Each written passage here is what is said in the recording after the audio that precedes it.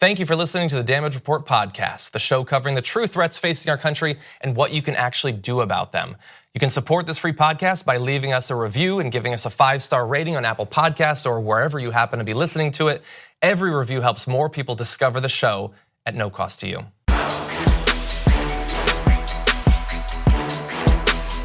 Hey everybody, just one more show this week.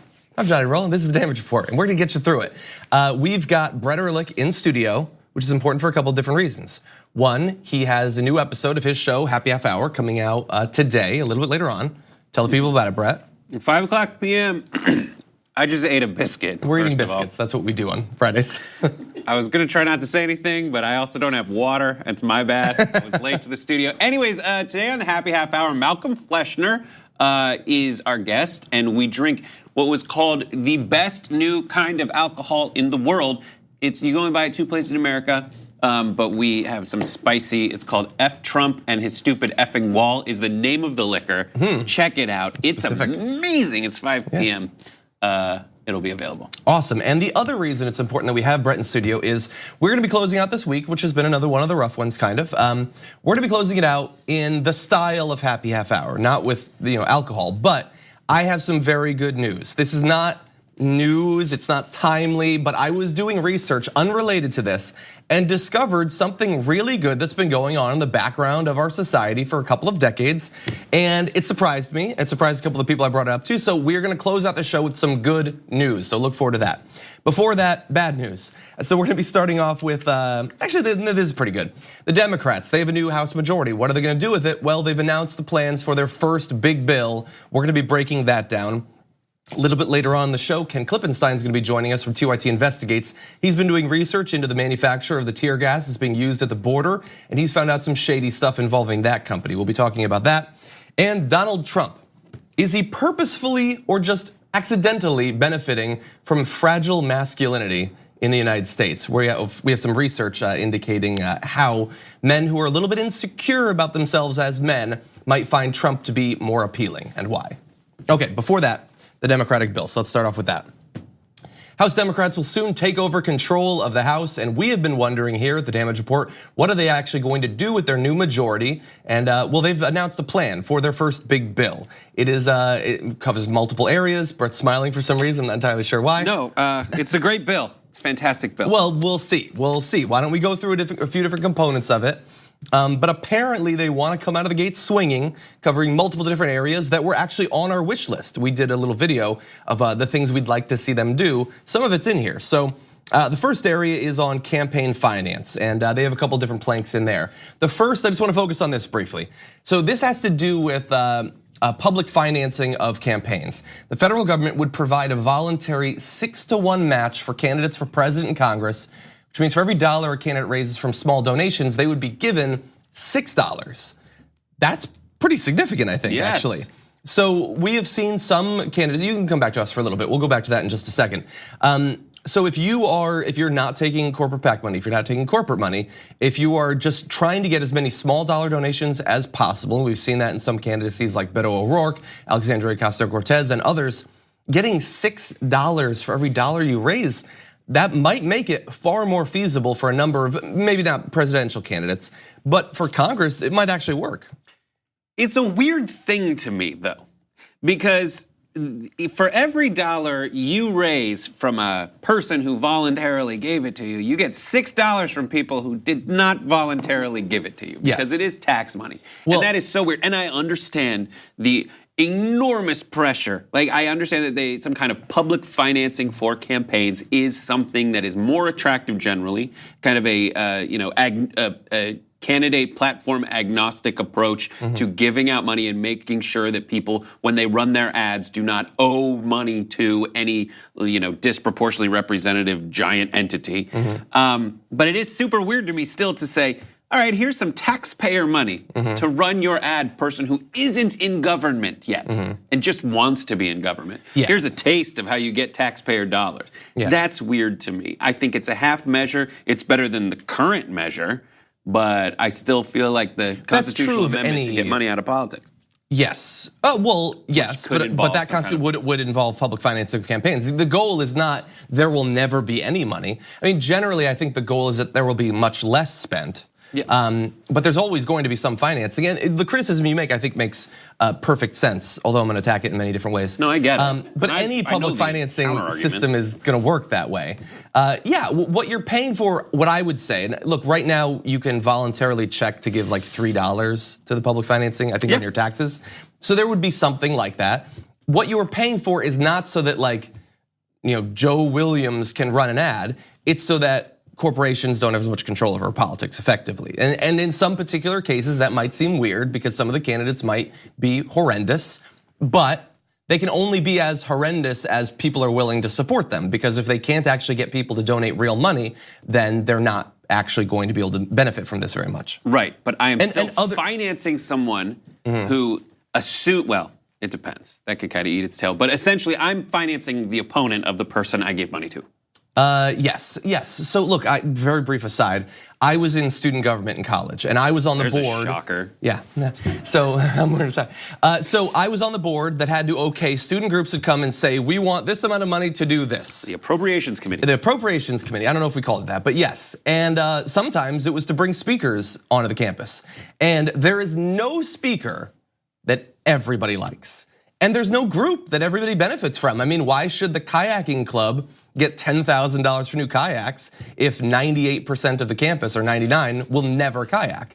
Okay, that's just a philosophical thing, but we have major problems right now. They're not philosophical. We encountered some appropriations issues when I was the president of the student body. Were you the president of the student body? Yeah. You were? Is that ever in doubt? I was the president, just to give you an idea of what peaking early means. I was president of the student body and homecoming king, and it's all downhill since then. Yeah, you had a good run. Great run, fantastic run, wouldn't trade it for the world. President of the student body, homecoming king are effectively your 4 touchdowns at a single game. Yeah, I threw the touchdown pass. No, I was 7th in league in golf. The wins just keep piling up. This is already going downhill. Just to give you an idea of how precipitous the decline is after homecoming king, you can't beat it. Anyway, so back to things that materially affect people's lives. Okay, yes, let's move on to other areas, because of course the public financing by itself, that can't be the only thing. It has to exist in a system, and other parts of this system include passing the Disclose Act, which would require super PACs and dark money political organizations to make their donors public. They should be able to pass that in 5 minutes. There should be no Republicans that are like, yes, we need more hidden large sums of money affecting our politics. This forces people to say exactly what you said. This forces the Senate Republicans to say no. Yeah. And look, that's basically all of this. That's really, why it is. But we'll get to that when we're wrapping up. Also passing the Honest Ads Act, which would require Facebook and Twitter to disclose the source and amount of money of political ads on their platforms. I don't know what that could be in reference to. But anyway, Facebook has some issues, so they're gonna try to rein it in. The most important one is the one that's put first, that is the public financing. And there's other components as well. This is just a brief summary. We don't know exactly what the final text will actually be. Other areas in ethics, requiring the president to disclose his or her tax returns.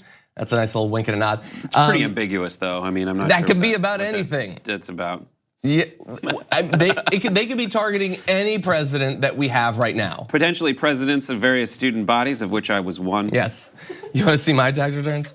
Okay, additionally, stopping members of Congress from using taxpayer money to settle sexual harassment cases or buy first-class plane tickets. Yeah, that'd be great. Look, Congress has had a number. Ludicrous that it's required. Has to be but it does have to be said. Yes. Blake Farenthold and others, like they spent tons of taxpayer money. Like if you don't like funding a political ad of a person, how much less do you like funding them getting off for sexual assault? Don't say getting off in sexual assault. You know what I mean. Okay, America, you know. Additionally, giving the Office of Government Ethics the power to do more oversight and enforcement and put in stricter lobbying registration requirements. We might say that that doesn't go far enough, but anything that tamps down a little bit of the out of control lobbying in Congress, I think is a good thing. And overall, as well as create a new ethical code for the US Supreme Court, ensuring all branches, blah, blah, blah, blah, blah. I don't know exactly what they mean. I don't even know what that means. I don't know what that means. So hopefully they'll give more details. That's the most dangerous aspect of various laws. Yeah, basically we don't have rights anymore. I say ethical US Supreme Court every branch sounds right. That It I want does, ethics, yeah, I don't know what that means. but I don't know what it means. But this section overall, it looks like for the next 2 years, they're gonna be doing two things. They're gonna be trying to get the Republicans to vote against things that are wildly popular, and they're gonna try to put the focus on corruption. That is, I think, a very salient issue and one that it's all over the place. Things like the sexual harassment, the travel and stuff like that, as well as lobbying. So corruption, gigantic issue. People really do care about that. If you run on it, you can win on it. And so it looks like they're gonna be trying to put as much pressure on the Republicans in that area as possible. And that's all they can really do because you have, it's hard enough when you only have, if you had 55 senators on your side, but if you have less than 50, it's a real uphill battle. Yeah, in 2 years, you're gonna hear, well, why didn't they pass so-and-so? Well, because they have House, they don't have the Senate, and Trump wouldn't sign it. So it makes sense to do the bills, it makes sense to pass them in the House, but not because they will then become law. That's just not the way it works, unfortunately. Another area though, voting rights, very important. They wanna create a new national automatic voter registration that asks voters to opt out rather than opt in, ensuring more people will be signed up to vote. It also encourages more early voting and online voting. So that, I don't know why that is not the system right now. Imagine the people that opt out. That's an interesting thing, but I guess you can. The Republicans will vote against this and it will look terrible for them. So that's a good move by the Democrats as well. They want to restore the Voting Rights Act and prohibit voter roll purging. This election, I think, has been a great demonstration of how needed that is. I mean, there has been so much gerrymandering, voter purging, voter suppression, especially motivated by clear racism historically and in this past midterm. So hopefully that will get passed as well. And just pure self-interest. There are two particular races where secretaries of state did not recuse themselves in their gubernatorial or senatorial bids or whatever it was. Yeah. And I cannot fathom how that is not enshrined in some ethical code because there is no even semblance of appearance of propriety. I mean, even if you had them recuse themselves, they would still be having their own races overseen by people they themselves put into office. But it would be that one step back, that one step being removed that would just clear everything up so much more. It seems ludicrous. It seems ludicrous. It sounds like something that it's the first thing you hear before finally you discover that the margin of victory was 99% to 1. Yeah. And so hopefully they will accomplish that. Again, this is just an overview. We have to see. We need to talk about a relatively new show called the Republic, or UNFTR. As a Young Turks fan, you already know that the government, the media, and corporations are constantly peddling lies that serve the interests of the rich and powerful. But now there's a podcast dedicated to unraveling those lies, debunking the conventional wisdom. In each episode of the Republic, or UNFTR, the host delves into a different historical episode or topic that's generally misunderstood or purposely obfuscated by the so-called powers that be, featuring in-depth research, razor-sharp commentary, and just the right amount of vulgarity. The UNFTR podcast takes a sledgehammer to what you thought you knew about some of the nation's most sacred historical cows. But don't just take my word for it. The New York Times described UNFTR as consistently compelling and educational, aiming to challenge conventional wisdom and upend the historical narratives that were taught in school. For as the great philosopher Yoda once put it, "You must unlearn what you have learned." And that's true whether you're in Jedi training or you're uprooting and exposing all the propaganda and disinformation you've been fed over the course of your lifetime. So search for UNFTR in your podcast app today and get ready to get informed, angered, and entertained all at the same time.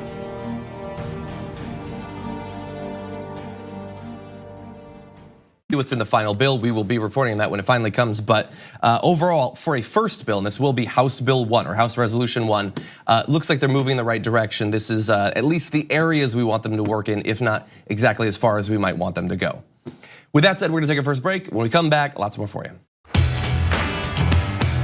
Welcome everyone to the Friday edition of The Damage Report. Johnny Rolla, Brett Erlich is in studio as well. So much to get to, let's jump back into it. As we are filming this right now, the G20 Summit is going on and Trump is actually having some of his meetings. I just wanna talk briefly about one of the quotes from one of them. Side note, he apparently is going to, I saw a tweet, he's going to have an impromptu meeting with Vladimir Putin after all. So first of all, that's funny, the whole cancel it and then do it anyway. Second of all, if it's planned, it's not impromptu. That's in the definition of impromptu, so that's weird. But it literally said an impromptu meeting will be had. Okay, and so Philip Rucker tweeted this out. I love this, classic. Japanese PM Abe tells Trump, I would like to congratulate you on your historic victory in the midterm elections in the United States. And there's, I guess, technically two ways to read that. I think. One is that, does he not know what happened? No. And the other is, no, he knows what happened. Shinzo Abe knows exactly what happened. You need to only see like one or two wry smiles from Shins to see that he's like, way to go, bud. Yeah. You had such a huge You did victory. great, big guy. Yeah. You did great. He, again, just like, so yesterday I saw a screenshot from Tucker Carlson, and it was, he had a lower third, and it was Mueller probe going after elderly men. And I thought, that's a guy that knows his demographic. Just say, protect elderly men, and your elderly men who watch the show will like you. Shinzo Abe, he knows Trump. And he knows that Trump wants to be told that he's a winner no matter what. Second of all, funny little video, I guess. I was going through Twitter and saw this little video from the G20 Summit. Let's play this for you. Enthusiastically greeting Mohammed bin Salman, the leader, the crown prince of Saudi Arabia. That was, I mean, there. Just a big, I don't even, what do you even call, that was it's not a high five and it's not a handshake. It's just like a bro greeting, right? It is. Is that fair to say that's a bro greeting? I'll tell you exactly what this is. This is remembering that night in Doha.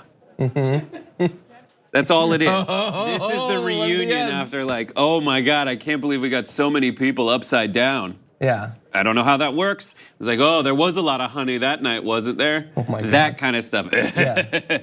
For those of you who aren't listening to the podcast and not seeing it, basically it is two guys who know they want to make some kind of sound with their hands. Yes. But they didn't really say, is it a side five? Is it a high five? It's a side five, that's what it is. No. It's both of them thinking it's a high five, halfway through kind of, no, because it's too smooth, it's too smooth. It's a thumb grab. They nailed it. It's the thumb grab. It's the hand up thumb grab where you go in and you grab around the guy's thumb and keep it together. Okay, we've dissected enough. Let's talk about the significance though. I apologize for the podcast where you couldn't see it, but it was some sort of crazy, look, it's Vladimir Putin, Mohammed bin Salman. Regardless, they're leaders, I guess, and they've both been awful people for a long time, so I guess they're immune to it. But like Vladimir Putin knows what MBS is in the news for. Like I just imagine like there's a lot of tweets to this effect, but like, hey, nice bone saw in there. Hey, good use of poison yourself. Like these are both guys that viciously track down and murder their political opponents. So with Vladimir Putin, he literally kills the people that would run against him. And if you're a journalist investigating him or corruption in Russia, they kill you. They just murder you. Whether you're in the US, or sorry, whether you're in Russia or you're abroad, they will track you down. They'll put some polonium in you or they'll put some poison in you. They'll use nerve toxins or whatever, and they will kill you.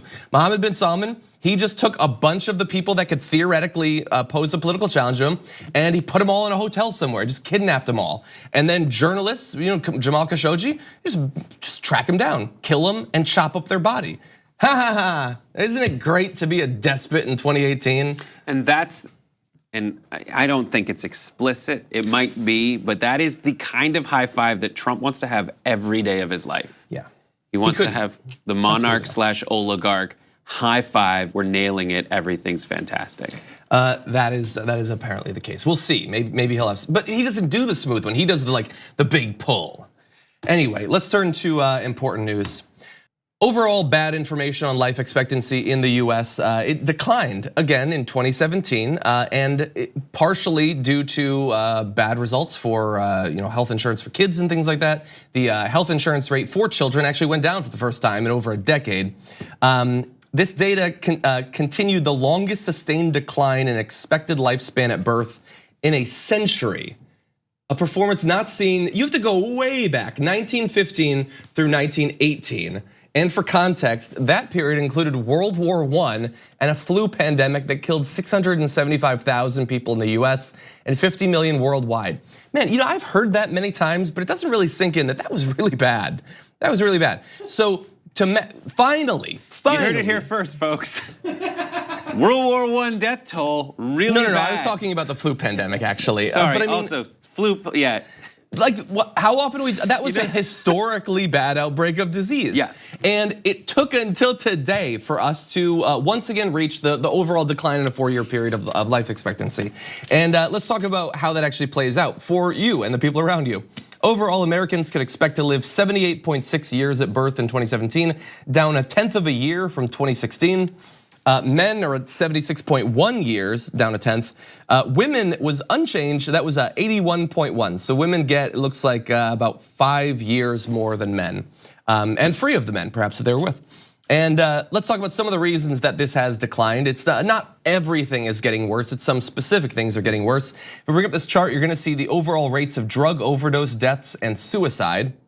And you're seeing suicide numbers between 2000 and last year rising quite a bit there.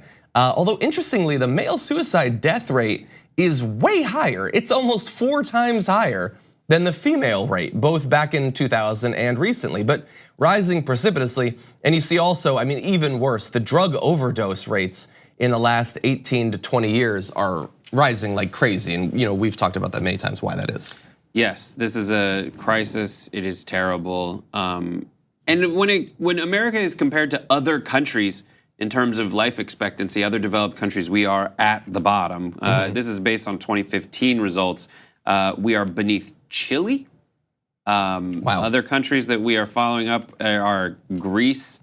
We are way down there. Japan, Switzerland, Australia, Spain, Iceland, Italy, Israel, France, Sweden. Those countries are at the top. And we are, I think we're like somewhere in like the 24th, 25th. Number 1, how many more years do they get than us? They get you said it was grand Japan? total. Japan, it's 80. I'm looking at a graph, so I don't know. Japan leads the world with an expectancy at 84 years. Okay, so they get on average 6 years more than us. That's significant. And they get to live those 6 years in a pretty cool country. 18 of those countries have a life expectancy at least 3 years longer than the US. And that was before, that was in a 2015 report, which this says that this is a precipitous drop from last year. From last year, so it even gets worse. Yeah, so hopefully that's something we can reverse, but this is not going in the right direction. And I want to turn to one other related area. We know that life expectancy is going down in the US, but it's not actually going down for everyone. It's not changing universally for all people. So let's bring up the next chart in the graphics. You're gonna see this life expectancy by income quartile. On the damage report, you could always expect to see graphs breaking things down by quartile. So what you have there is, what does income inequality have to do with life expectancy? And it's actually gigantic. If you are one of the poorest Americans versus one of not even like the top 1%, we're talking about people that make $250,000. That's a lot of people. That's, well, a quartile, I guess. You're talking about a difference a few years back of something like 10 years difference in how long on average you will live. That is larger than the difference between men and women. Obviously there's racial differences as well, but this income difference is, I believe, possibly the largest, and it's tied in with a lot of other things. If you don't have much money, you're not gonna get healthcare that you need, you're gonna eat food that's not gonna sustain your body as much. But 10 years, that is a huge difference in the overall life satisfaction and length. And there is one solution that I think would help bring this into a more even distribution, and that is poor people just need to get richer. I think just find a way on your own. I don't know for sure, but we should try it. Let's try that. Let's try it. I wonder if poor people have tried getting richer. Yeah. I wonder if they've done that, if they've really applied themselves. I also just read a bunch of Ayn Rand before coming on the show. Did you? Yeah. Okay, well, I think you could solve it by just getting richer. I appreciate your advice, Stuart Varney. All the countries with higher life expectancies than us have some kind of either universal healthcare system or at least a system that negotiates drug prices on behalf of the government that ensures that the drug prices aren't completely unattainable. One of the things that would help to unexacerbate this income inequality difference on life expectancy. Because this is what happens when there is a monetary impediment to you getting the kind of care that someone else gets who doesn't have that impediment. I mean, you go hospital to hospital. Some hospitals you spend $25,000 extra every year and you go to the front of the line. That's how it works. That's literally how it works. You get designer health care just for paying, I think it's $24,000 or $12,000 extra a year. And for many people, that's more than their income, actually. Let's talk about just one more example, super fast, just the worst comparison here. Men who are amongst the top 1% lived 15 years longer than men at the bottom 1%. 15 years. You always hear back in caveman times, they only lived to 25 or 30. We have that sort of stark difference. And we allow it. So look, when we talk about income inequality, Fox News wants you to think that that's a question of how nice of a TV do you have. It is not a question of how nice of a TV do you have. It's a question of how high quality of a life do you have. And thankfully these numbers show how significant that is. We're gonna take a short break. When we come back, fragile masculinity. Men who are concerned about whether they measure up as men. What do they think about Donald Trump? We'll break that down after this.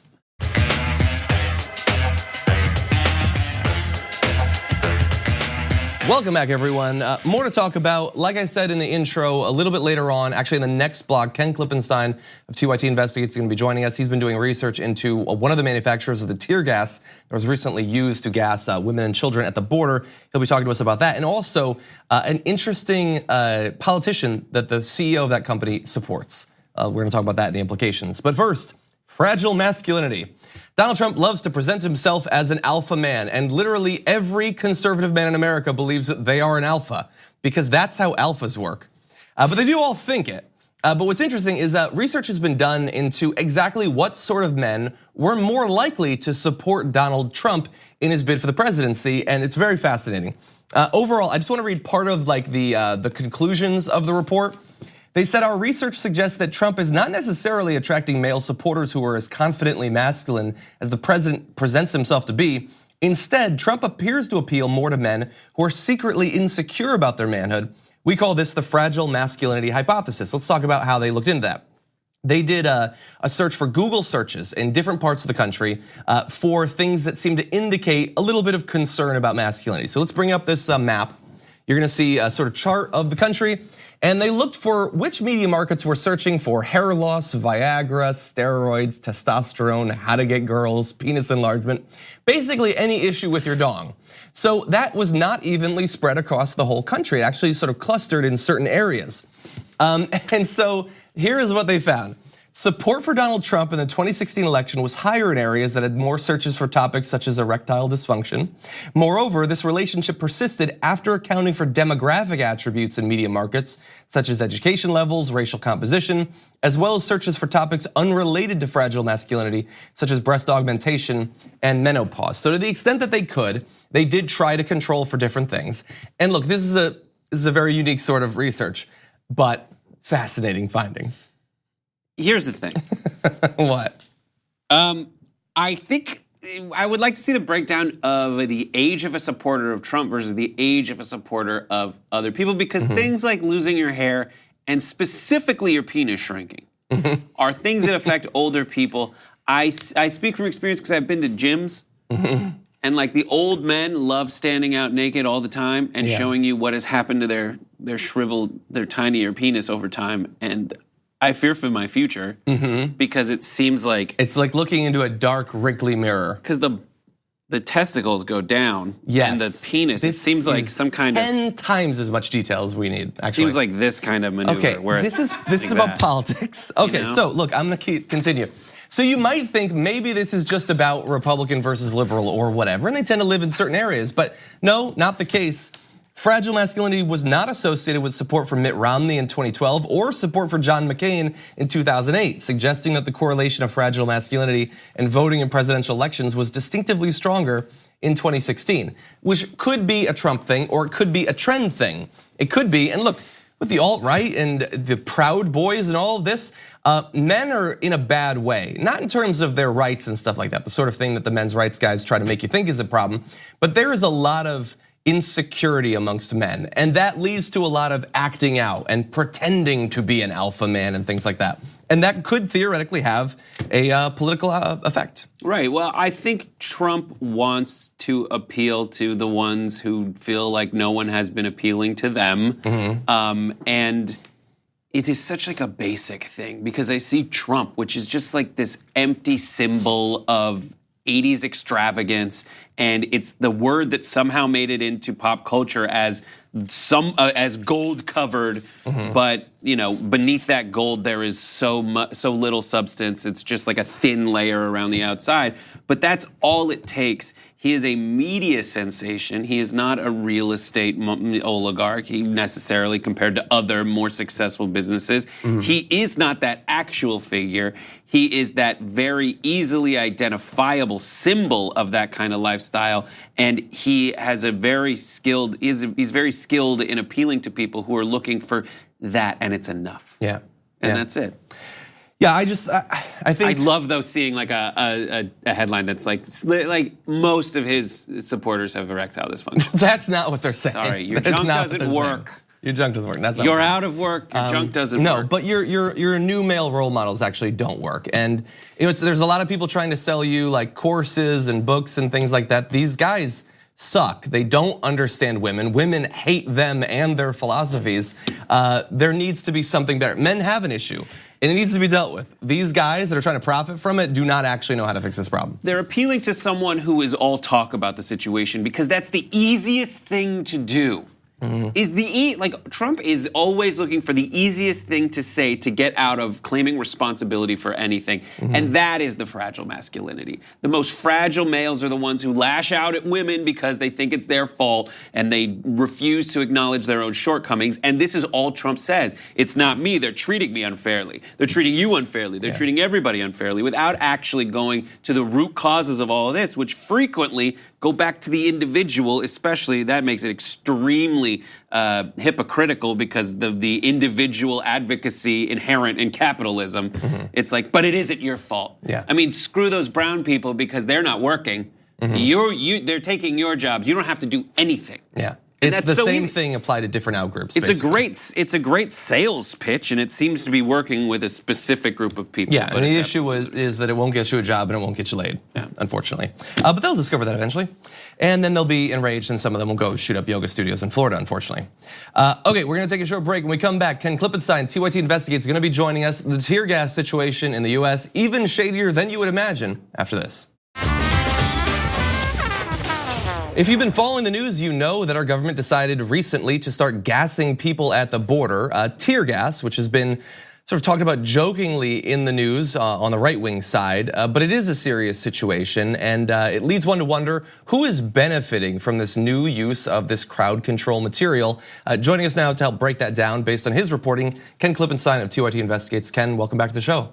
Hey, thanks for having me. Always glad to have you here. And so I'm curious, this the manufacturer that made the tear gas used in this incident last weekend, you've tracked down who that is and you've done some research into their activities. Can you break down this company for us? Yeah, so the company is called Safariland, and people always kind of frown when I use that word. It's a very strange name. If you look at the company biography, it literally goes back to, I think it was someone in maybe the 30s who would go on safaris with their wealthy father in Africa. So that's the name of the company, and I think that projects pretty. I think that's pretty, fair name for it. It's kind of seems that if you go on the website, it has a lot of very enthusiastic-looking law enforcement individuals, and they describe how they're saving lives all the time.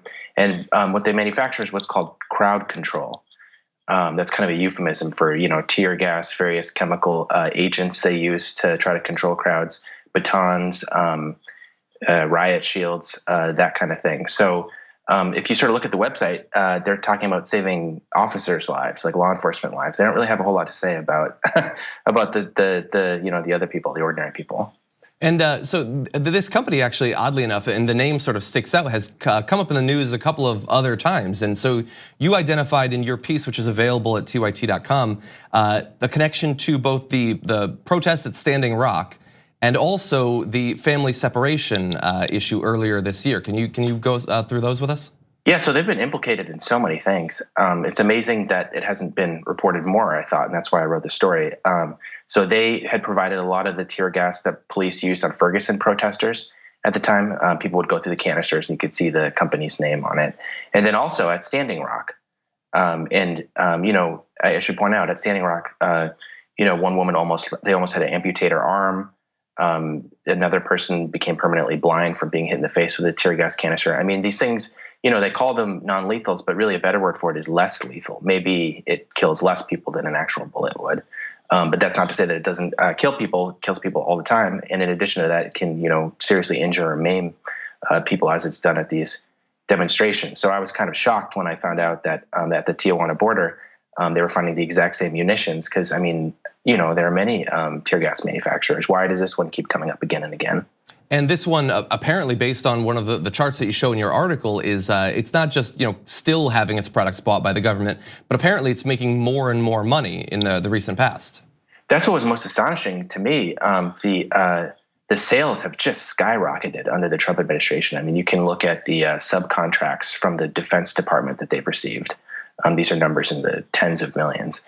And around 2017, it increases pretty dramatically. And then 2018, it just explodes. They just shattered all records in terms of subcontracts from the Defense Department. And what was interesting to me about that is why does DOD need this? Wouldn't you think it would be maybe local law enforcement or SWAT teams, that kind of thing? Presumably the National Guard is getting it. So I would think that would be a cause for concern when we're seeing it used on women and children as we have on the border. Exactly. And so as you mentioned, this is best described as less lethal, still dangerous. So I just want a quick check with you. Based on your research, I've seen 2 descriptions of the effect of these crowd control chemicals. Trump said it's just a lesser form of tear gas, so perfectly fine, you can use it on kids. And a Fox News guest said that the pepper spray, you could spread it on your nachos. Can you confirm either of those 2 descriptions? Well, I like spicy food. I'm Latino. I like but even I don't think I do that. But more seriously, children's bodies can't handle it. There's been, some good academic work on this. Surprisingly little. I'm surprised there's not more, given, that we allow law enforcement to use these things. But children's lungs are just not, developed enough to be able to handle them. There was a good report on this by a reporter by the name of Paul Gottinger. You can look it up, and he just details how this can literally kill kids, far easier than it could adults. And then, of course, these are carcinogens, so that's not safe in itself. Yeah. But a bigger question is, do these sort of resort to force? Does that work, or it seems to be sort of an open question in the criminological literature that I've seen? Because there's good evidence for that. This can inflame tensions, in situations where maybe they're trying to disperse protesters and things. So it's not even clear to me that, even in its technically proper use, that it's a good thing. Yeah, but it is economically good if you're selling it, especially in this current climate. And so I want to stay on money. One last topic. You've also found the owner and CEO is Warren Kanders of Safariland, has made some political donations that sort of stood out. Could you explain that for us? Yeah, so he's a longtime Republican donor, gives huge sums. I mean, if you were looking at the total, it's probably in the hundreds of thousands, maybe even the low millions.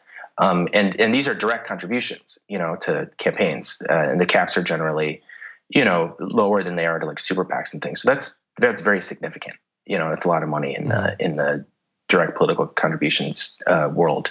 But what was interesting was there was basically one prominent exception, maybe a couple smaller ones, but the prominent exception was Cory Booker. I noticed that in 2014, I believe it was, he started giving pretty large contributions to him, and not just Kanders, but his wife as well. They also co-hosted a private fundraiser for Booker. And to my surprise, I look at Booker's Twitter, and he was condemning the tear gas use in Tijuana, which I suppose is good, but the tear gas was the company that's giving him all this money and hosting private fundraisers for him. So that struck me as a bit of a inconsistency, to say the least. Yeah, and interesting, I saw in your research that Hillary Clinton had actually apparently given back some of the money a few years back that had been provided by these people.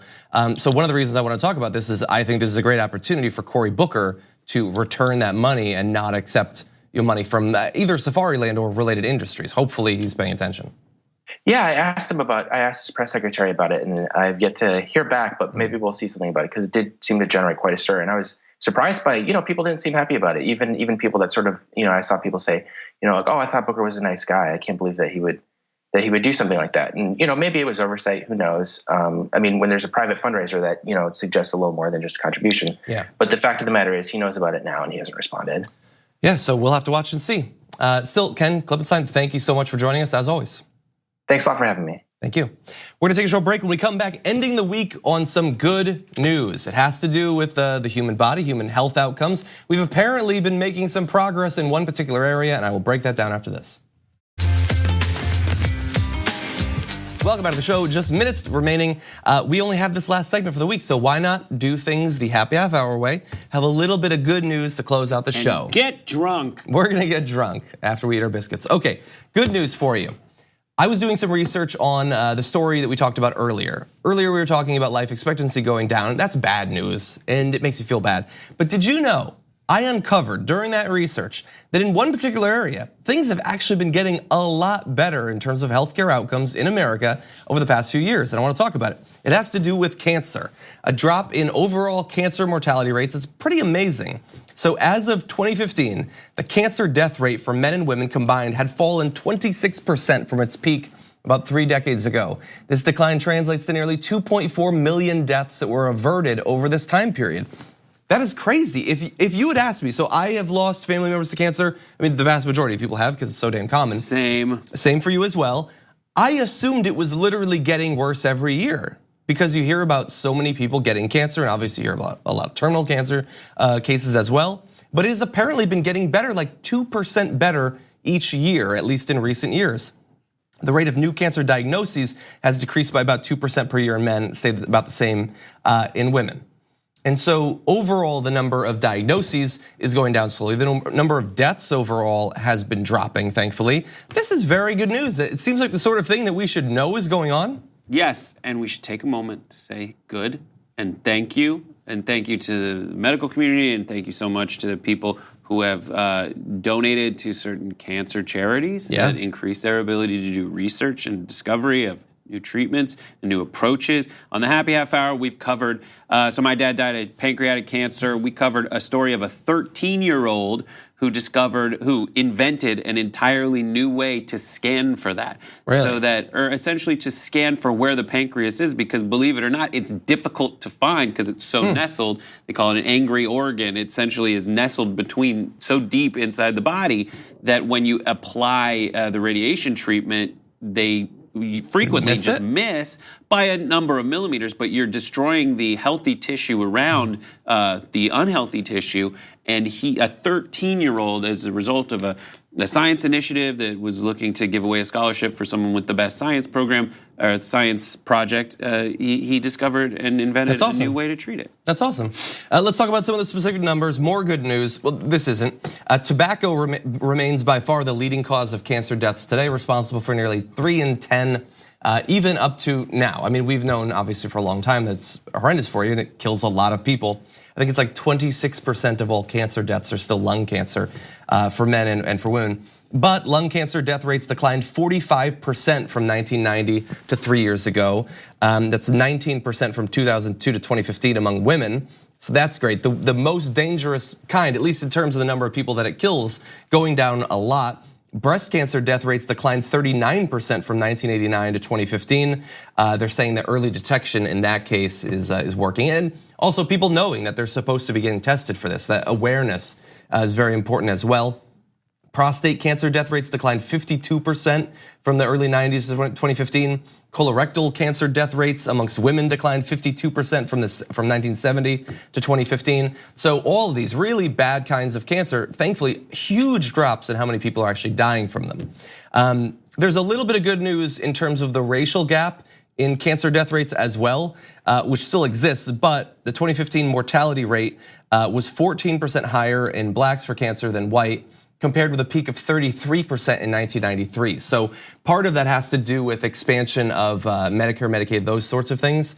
And one of the ways that manifests is that the gap is much smaller the older the people are. So older white people, older black people have a smaller gap in their mortality rates. Younger people, when it goes to preventative care and detection that you have to have health insurance and probably kind of good health insurance to be scanned for that, the gaps are a lot wider.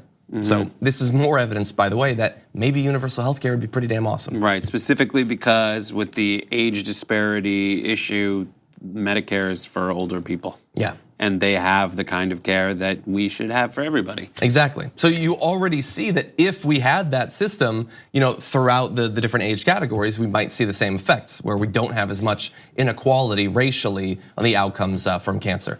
But overall, the big point, very good stuff happening with cancer. That sounds terrible to say, but things are getting better, at least in terms of number of diagnoses, numbers of deaths, as more detection, prevention, treatment, and all of that is being developed. And go get scanned, go do that. I need to do that. I'll do it right after the show, John. Thank you, okay. We'll check into a few of those. Anyway, thank you for watching the show. I do wanna say, I know TYT members, thankfully, they're seeing these streams now, so if you are watching as a member, thank you for watching. If you're not a member but you're seeing this, you can become a member by going to tyt.com/John and signing up to be a member. Brett, thank you, not for that comment, but for being on the show. And thank you for watching. We will see you next Monday.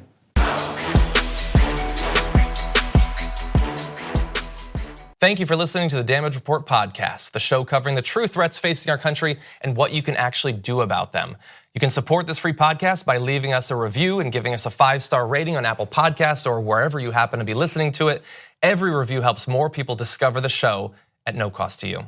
Thanks for listening to the full episode of The Damage Report. Support our work, listen ad-free, access members-only bonus content, and more by subscribing to Apple Podcasts at apple.co/TYT. I'm your host, John Adarola. I'll see you soon.